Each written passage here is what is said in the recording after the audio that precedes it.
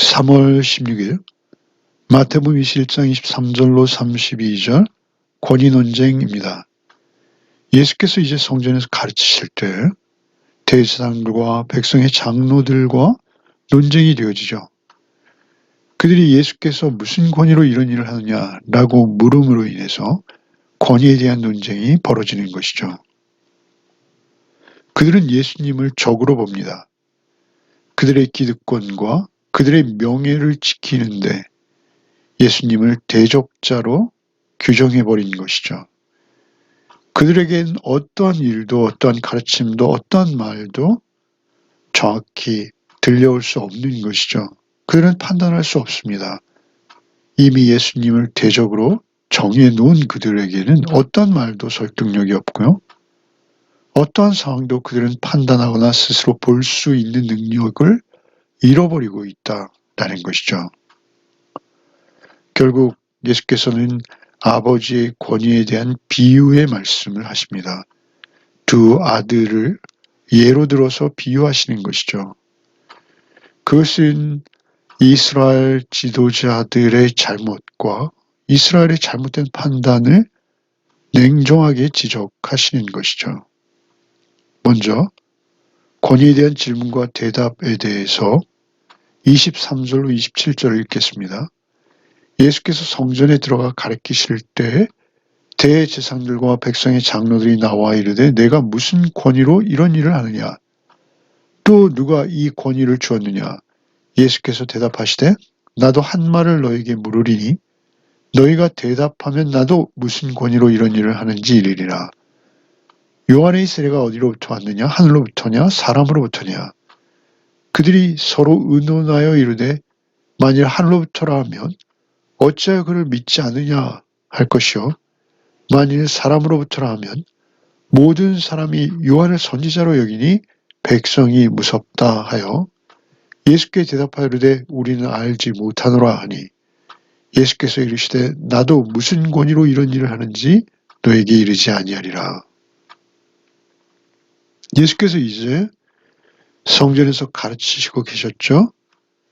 그런데 그들이 그 가르치고 있는 그 시간에 그들이 예수께 접근해서 질문을 하죠. 무슨 권위로 이런 일을 하느냐. 이 권위, 권세라는 것, 대중들을 가르치고 설교할 수 있는 권한, 그것은 사내들인 공회, 그리고 그 지도자들로 인정되어진 그들의 허락 없이는 불가능하던 시대였을 것으로 여겨집니다. 예수께서는 그런 어떤 과정을 전혀 거치지 않으신 경우이죠.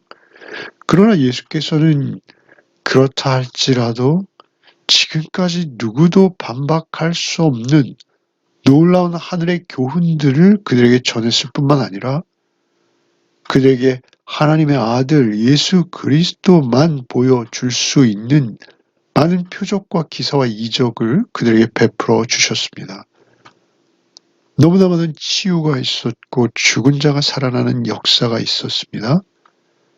그러나 그들은 그런 일들조차도 자기들로부터 나오지 않았다라는 것으로 질투하고 대적으로 여기는 것이죠. 내가 무슨 권위로 이 일을 하느냐, 또 누가 이 권위를 주었느냐라고 묻는 것이죠. 예수님 스스로 이것은 하나님의 권세다라고 대답할 수도 있는 것이죠. 그러나 이 일로 인해서 그들은 시비를 걸기 위해서 온 자들인 것이죠. 유대인 선생들로서 자신들이 임명장을 준 것도 아닌데 왜 이런 일을 하느냐? 무슨 권위로 이런 일, 뭐 어떠한 일이죠? 바로는 어제 있었던 환전상들과 비둘기 파는 자들을 쫓아내고 맹인과 다리 저는 자들을 치유하고 그리고 지금은 말씀을 가르치고 계셨다라는 것이죠. 자기들이 이러한 권위를 주지 않았는데 너는 어떻게 이런 일을 할 수 있느냐라고 지금 묻고 있는 것이죠. 예수님은 참되신 권위 그 자체이시죠. 오직 하나님께로부터 오시지 않으면 할 수 없는 일들이죠. 오직 진리를 진리대로 선포할 수 있는 유일한 분이 예수 그리스도 한 분이신데도 그들은 그 음성을 들을 수도 없고 그분께서 베푸시는 모든 기사와 이적과 표적을 객관적으로 공정한 입장에서 볼 수도 없는, 그들은 볼 수 없고 들을 수 없는, 그들은 참으로 가련한 처지에 빠져버린 것이죠. 질투로 인해서 눈이 먼 것이요. 그들이 지금까지 행사해 오던 기득권과 그리고 그 대중들의 인기를 위해서, 그 대중들의 신임을 위해서 예수님을 이미 대적으로 정한 것입니다. 그래서 어떠한 일도 어떠한 가르침도 그들에겐 아무 설득력도 그리고 진리의 말씀조차도 그들에겐 아무 능력이 안 되는 것이죠. 예수께서 대답하시되 나도 한 말을 너에게 물으리니 너희가 대답하면 나도 무슨 권위로 이런 일을 하는지 이르리라 라고 답변하시며 요한의 세례가 어디로부터 왔느냐? 하늘로부터냐 사람으로부터냐 라고 묻고 있는 것이죠. 예수께서는 요한과 자신을 연결시키시는 것이죠. 요한은 예수 그리스도를 향해서 보라 하나님의 어린 양 예수 그리스도 세상 죄를 지고 가는 하나님의 어린 양이로다 라고 선언한 바 있죠. 예수님을 메시아 오실 구세주로 먼저 광야에서 외치는 자의 소리로 세례자 요한이 존재했던 것이죠. 나는 그분의 신들매를 풀기에도 합당치 않은 자다 라고 말씀하시면서 나는 물로로 세례를 주거나 그분은 성령으로 너희를 세례하시고 너희를 구원하시리다 라고 말했던 세례 요한. 그 세례 요한이 하늘로부터 왔다라고 하면 어쩌여 그를 믿지 않느냐라고 말하실 것이라는 것이죠. 그를 믿는다면 당연히 예수 그리스도를 인정하고 믿을 수밖에 없는 것이죠. 하나님 앞에서 그들은 오직 백성의 눈치만 보고 있는 것이죠.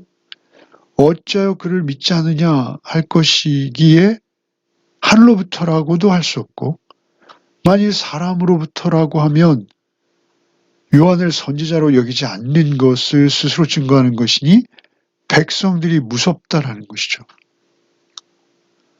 백성들 모두가 세례자 요한을 선지자로 여기고 있음에도 불구하고 거기에 반대되는 의견을 감히 백성들 앞에 말할 수 없는 것이죠. 그들은 물론 내면적으로 세례자 요한의 그 의로운 정당한 메시지를 인정하지 않고 있습니다. 그래서 그들은 대답하죠. 예수께 대답하여되 우리가 알지 못하노라. 그들이 예수님의 질문에 대해서 서로 궁시렁궁시렁 서로 상의를 했어요. 그리고 끝내 내린 결론은 무엇입니까? 우린 모른다 라는 것이죠. 이것은 자신들의 편의상 무지함을 가장한 것입니다. 이러지도 저러지도 못하는 참으로 가장 비참한 답변이죠. 그들은 사내들인 공의 의원들이었습니다. 백성의 장로들이었고 대제사장들이었습니다. 그렇다면 그들은 예수께서 누구이신지를 밝혀내야 되는 것이 그들의 직무입니다. 그들은 자신들의 직무를 포기한 것이죠. 저버린 것입니다. 스스로의 무지를 드러낸 것입니다. 예수께서 이르시되 나도 무슨 권위로 이런 일을 하는지 너에게 이르지 아니하리라 라고 그들의 답변을 대신하는 것이죠. 그리고 이제 한 가지 예화를 드시는 것입니다. 28절부터 읽겠습니다. 그러나 너희 생각에는 어떠하냐 어떤 사람에게 두 아들이 있는데 맏아들에게 가서 이르되 얘야 오늘 포도원에 가서 일하라 하니 대답하여 이르되 아버지 가겠나이다 하더니 가지 아니하고 둘째 아들에게 가서 또 그와 같이 말하니 대답하여 이르되 실소이다 하였다가 그 후에 뉘우치고 갔으니 그 둘 중에 누가 아버지의 뜻대로 하였느냐 이르되 둘째 아들이니이다. 예수께서 그들에게 이르시되 내가 진실로 너에게 이르노니 세리들과 창녀들이 너희보다 먼저 하나님의 나라에 들어가리라. 요한의 의의 도로 너희에게 왔거늘 너희는 그를 믿지 아니하였으되 세리와 창녀는 믿었으며 너희는 이것을 보도 끝내 뉘우쳐 믿지 아니하였도다. 예수께서 그들의 생각을 그들 스스로 드러내게 하시기 위해서, 사실은 그들에게 깨달음을 주시기 위해서, 아니 거기에 모여있는 무리들이 공정하게 판단할 수 있도록 여러 가지 의도를 가지고 이제 한 가지 질문을 예화로 드시는 것이죠. 어떤 사람에게 두 아들이 있었다? 그런데 포도원에 가서 일하라 하니 예 하고 대답하고 안 간 자와 싫어요 라고 대답하고 후회하며 뉘우치고 가서 일한 자, 둘 중에 누가 아버지의 뜻대로 한 자냐라고 묻자 너무나 명확한 답이죠. 결국 가서 일을 했던 둘째 아들이 아버지의 뜻대로 행한 자다라고 대답하자 예수께서 내가 진실로 너희에게 이르노니 세리와 창녀들이 너희보다 먼저 하나님의 나라에 들어가리라. 그러니 그들보다, 그 백성의 지도자들, 대상과 백성의 장로들, 그들보다도 세리와 창녀들이 먼저 하나님 나라, 곧 천국에 들어갈 수 있을 것이다 라고 선언하시는 것이죠. 결국 첫째 아들은 그 대상과 백성의 장로들인 것이고요. 둘째 아들은 세리와 창녀들인 것이죠. 사실 세리와 창녀들은 그 사회에서 아무도 인정하지 않는, 아니 상종조차 하지 않는 죄인 중에 죄인이죠. 아주 공인된 죄인입니다. 세리와 창기들처럼 그렇다고 비윤리적인 행동을 하는 것을 주님께서 옹호하시는 것이 아니죠. 그들이 그 백성들, 백성의 장로들과 대상과 달랐던 점이 하나 있어요. 그것은 무엇입니까? 여기에 요한이 의의 도로 너희에게 왔거늘. 의의 도라는 것은 의로운 길이라는 것이죠. 천국, 하나님의 나라는 누가 들어가는 것입니까? 하나님 앞에 의롭다함을 인정받은 자가 들어가는 것이죠. 의롭다함을 우리가 하나님 앞에 인정받는 것은 어떠한 모습일까요? 그것은 마음이 의로운 것이죠. 마음이 바른 것이죠. 마음을 보고 하나님께서 판단하십니다. 그들이 비록 종교적으로 거룩한 생활을 하지는 못했을지언정 그들이 회개했다라는 것입니다. 그들이 이전에 자신들의 행동이 잘못되었습니다라는 것을 깨닫고 돌이켰다라는 것이죠.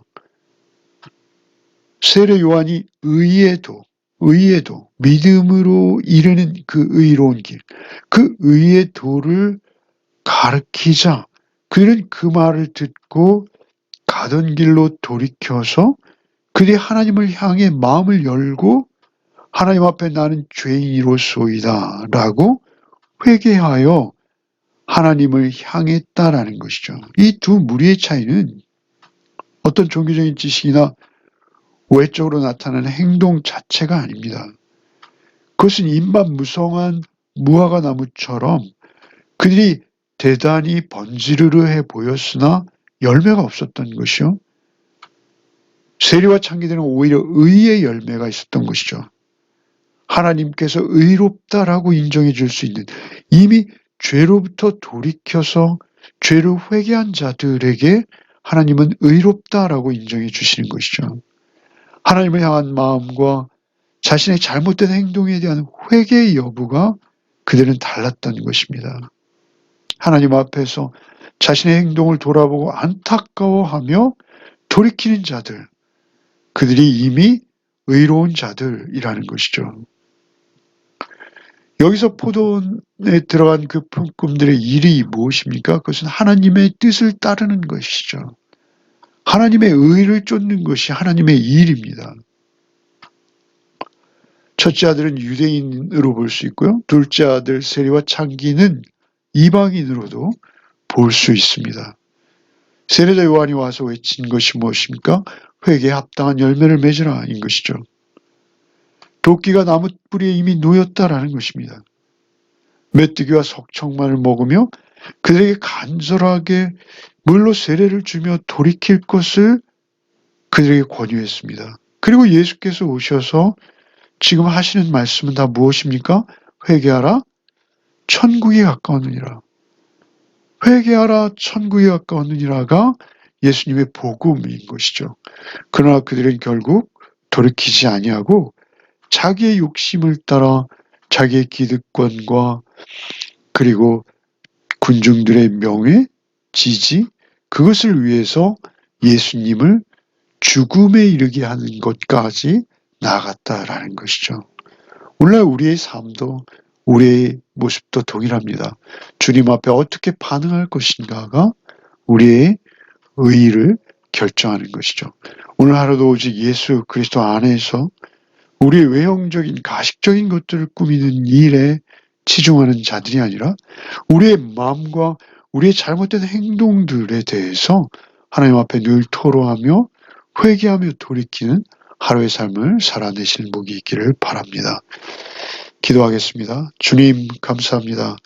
오늘도 말씀으로 우리를 깨우쳐 주시니 감사합니다. 주께서 이제 십자가의 길을 가시며 그들에게 마지막 기회를 주시고 오히려 돌이키라 간절히 또 강력히 이야기하지만 그들은 이미 볼 수 없고 그리고 들을 수 없는 자들이 되어 있는 것을 봅니다.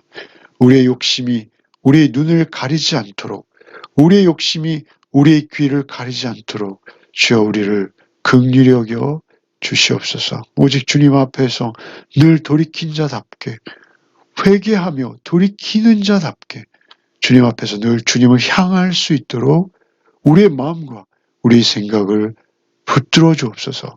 오직 주께서만 우리를 의롭다 일컬어 주실 수 있사오니 주여 주 앞에 늘 믿음을 고백하는 우리의 삶이 되게 하여 주옵소서.